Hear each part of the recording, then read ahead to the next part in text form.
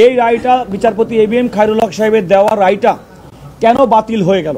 আজকের রায়ের ফলে আবার তত্ত্বাবধায়ক ব্যবস্থা ফিরে এসেছে। আজকের রায়ের মাধ্যমে এটা স্পষ্টত হয়ে গেল যে এই নির্বাচনের ক্ষেত্রে এই নির্দলীয় তত্ত্বাবধায়ক সরকার ব্যবস্থা, যেটি আজকে থেকেই সংবিধানে ফিরে এলো, তার অধীনে নির্বাচনটি, আসন্ন নির্বাচনটি হবে না, নির্বাচনটি হবে পরবর্তী সময় থেকে। সরকারের উদ্দেশ্যকে বাস্তবায়ন করার জন্য এই সরকার গণতন্ত্রকে ধ্বংস করেছে। সেই সরকার এই রায়ের উপরে ভিত্তি করে সংবিধান সংশোধন করে ফেলেছিলেন। 1996 সনে বিএনপি সরকার বেগম খালেদা জিয়া যে তত্ত্বাবধায়ক সরকার ব্যবস্থা প্রবর্তন করেছিলেন, সেই তত্ত্বাবধায়ক সরকার ব্যবস্থা তিনি বাতিল করেছিলেন এবং এমনভাবে বাতিল করেছেন যে তিনি সরকার যেভাবে অ্যামেন্ডমেন্ট করেছেন তার রিটায়ারমেন্টের পরে তিনি সেইভাবেই সেটা বাতিল করেছেন। অর্থাৎ প্রধান বিচারপতির ফলে আজকের রায়ের ফলে, আমি তো আগেই বলেছি, আজকের রায়ের ফলে আবার তত্ত্বাবধায়ক ব্যবস্থা ফিরে এসেছে। দেশের মানুষ এতদিন যে ভোট দিতে পারে নাই, তারা এখন ভোট দিতে পারবে। এবং সর্বশেষ যে কথাটি আদালত বলেছেন যে পার্লামেন্ট এবং এই যে রায়টি হলো প্রসপেক্টিভ। আমি আগেও বলেছি, আমরা আবেদন করেছিলাম যে আপিল এবং রিভিউটি মাননীয় আদালত আপনারা প্রসপেক্টিভ ওয়েতে আপনারা এই বিষয়ে বলবেন এবং আইনের ব্যাখ্যাও আমরা সেই জন্য দিয়েছিলাম। এবং সেই পরিপ্রেক্ষিতেই আজকে আদালত উঠেই আপনারা আমাদের যত আর্গুমেন্ট সেই সম্বন্ধে বলেছেন যে আপনারা যে সমস্ত আর্গুমেন্ট করেছেন সেগুলো আমরা বিচার বিশ্লেষণে নিয়েছি। তিনি একটি বিষয়ের উপরে বলেছেন যে তত্ত্বাবধায়ক সরকার ব্যবস্থা যে 58(1) and 58(2) আর্টিকেল 58(1) and 58(2) আবার পুনর্বহাল হলো। এর অর্থ হলো তত্ত্বাবধায়ক ব্যবস্থা আবার ফিরে আসলো। তিনি জাজমেন্টের অন্যান্য বিষয়গুলো বলেছে, এইটা হলো প্রিলিমিনারি, আমরা জাজমেন্ট দিলাম ইউনিভার্সালি, জাজমেন্ট ফলোড, আরো এর মধ্যে হয়তোবা কোনো কিছু ডিটেলস ইনক্লুড করতে পারে।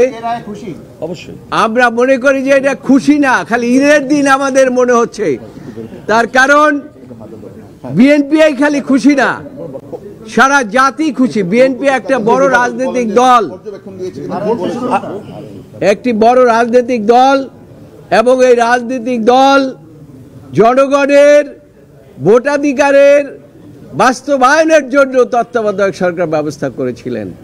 সেইটাতে উদ্দেশ্য প্রণোদিতভাবে নিয়ে গিয়েছে দেশের মানুষকে ক্ষতি করার জন্য, দেশের ক্ষতি করার জন্য, দেশকে ধ্বংস করার জন্য। সেটা আজকে এই রায়ের মাধ্যমে প্রমাণ হলো।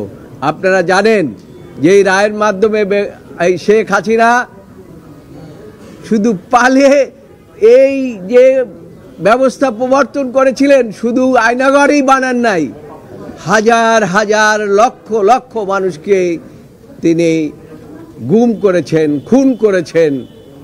শুধু তাই নয়, লক্ষ লক্ষ মানুষের বিরুদ্ধে মামলা মোকদ্দমা দিয়ে দমিয়ে রাখার চেষ্টা করেছিলেন। সেই থেকে আমার মনে হয় আজকে আমরা মুক্তি পেলাম এবং দেশের সর্বোচ্চ আদালত প্রায় 8 দিন পর্যন্ত এই মামলাগুলো শুনেছেন। 10 দিন, 8 থেকে 10 দিন এই মামলাগুলো শুনেছেন এবং মনোযোগ সহকারে শুনেছেন। এমনকি একজন বিদেশি প্রধান বিচারপতি এসে, চিফ জাস্টিস এসে, নেপালের প্রধান বিচারপতি এসে এখানে বক্তব্য শুনে গিয়েছেন।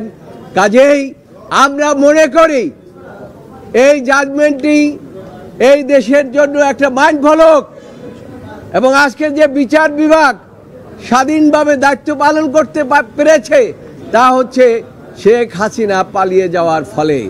আচ্ছা জি জি বলেন। আচ্ছা আমি আপনাদেরকে ইতিমধ্যেই বিএনপির পক্ষ থেকে আমাদের lead councillor senior advocate Zainul Abedin তার বক্তব্য দিয়েছেন, আপনারা ইতিমধ্যে জেনেছেন। আদালত কিন্তু বলেছে এই অ্যাপিলটি সর্বসম্মতভাবে অ্যালাউ হয়েছে এবং বলেছে যে জাজমেন্টটি চ্যালেঞ্জ করে, অর্থাৎ বিচারপতি ABM খায়রুল হক সাহেবের নেতৃত্বাধীন 7 সদস্যের মধ্যে 4 জন যারা নির্দলীয় তত্ত্বাবধায়ক সরকার ব্যবস্থা বাতিলের পক্ষে ছিলেন এবং 3 জন যারা নির্দলীয় তত্ত্বাবধায়ক সরকার ব্যবস্থা সংবিধানে রাখার পক্ষে ছিলেন, এই 7 জন বিচারপতির যে রায়, সেই রায়টি এন্টায়ারলি অর্থাৎ পুরা রায়টি তারা রিভিউ করেছেন। এটা হচ্ছে আপনাদেরকে প্রথমত বুঝতে হবে। দ্বিতীয়ত হচ্ছে যে এই রায়টি আজকে 7 জন বিচারপতি সর্বসম্মতভাবে দিয়েছেন এবং আমাদের দেশের আইন এবং বিচার এবং সংবিধান মোতাবেক এই রায়টি হবে নির্দলীয় তত্ত্বাবধায়ক সরকার ব্যবস্থা সংক্রান্ত সর্বশেষ সুপ্রিম কোর্টের রায়। এই রায়ের ফলাফলটি আদালত বলেছে আমাদের রায়ের ভিত্তিতে নির্দলীয় তত্ত্বাবধায়ক সরকার ব্যবস্থা, যেটি ত্রয়োদশ সংশোধনীর মাধ্যমে তৎকালীন প্রধানমন্ত্রী বেগম খালেদা জিয়া সংবিধানে সন্নিবেশন করার মাধ্যমে বাংলাদেশের জনগণ ভোটাধিকার সুযোগ পেয়েছিল, গণতন্ত্র বিকশিত হয়েছিল। যে অন্তর্বর্তীকালীন তত্ত্বাবধায়ক সরকার ব্যবস্থা সংবিধানে ফিরে আসার কারণে 1996 সালে এবং 2001 সালে মানুষ নির্বিঘ্নে ভোট দিতে পেরেছিল।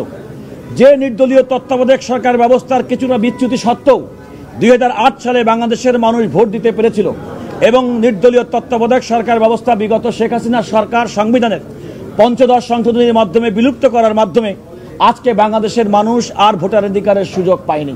বাংলাদেশে ইতিপূর্বে 154 জন সংসদ সদস্য বিনা প্রতিদ্বন্দ্বিতায় নির্বাচিত হয়েছে, দিনের ভোট রাতে হয়েছে এবং মানুষের 5%-এর বেশি মানুষ কোনোভাবে পার্লামেন্টের ভোটে অংশগ্রহণ করেনি। কোনো পার্সেন্টেই না। এমন একটি পরিস্থিতিতে আমরা প্রত্যাশা করি এই নির্দলীয় তত্ত্বাবধায়ক সরকার ব্যবস্থা সুপ্রিম কোর্টের আপিল বিভাগের আজকের রায়ে এটা ইমিডিয়েটলি এই সংবিধানে ফিরে এসেছে। আদালত বললেও আদালত কিন্তু বলেছে এর কার্যকারিতা প্রসপেক্টিভলি।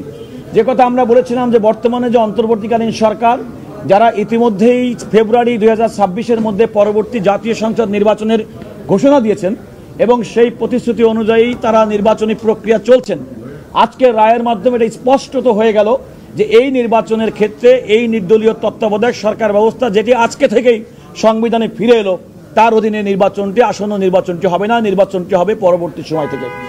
আমরা বিএনপির পক্ষ থেকে আগেই বলেছি, আমাদের লিড কাউন্সিলর জনাব জয়নুল আবেদিন এবং আমি ব্যারিস্টার রুহুল কুদ্দুস কাজল, আমরা দীর্ঘদিন পর্যন্ত শুনানি করেছি, আমরা আদালতকে দেখেছি এবং আদালত যেটা বলেছেন যে এই রায়টি কেন বাতিল করেছেন আপনারা খেয়াল করে দেখবেন।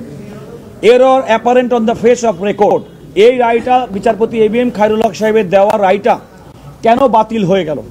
আদালত বললেন যে সুপ্রিম কোর্টের আপিল বিভাগের এবং আমাদের সংবিধানের 105 অনুচ্ছেদ অনুযায়ী আমাদের যে সংবিধানের সুপ্রিম কোর্টের যে রিভিউর যে ক্ষমতা, সেই ক্ষমতাটা তারা ব্যবহার করেছেন এবং দেখেছেন সেই রায়ের পরতে পরতে ভুল ছিল, অর্থাৎ টেইন্টেড ছিল, tainted with the error apparent on the face of the record. এইটা আদালতের অবজারভেশন। আমরা বিএনপির পক্ষ থেকে মনে করি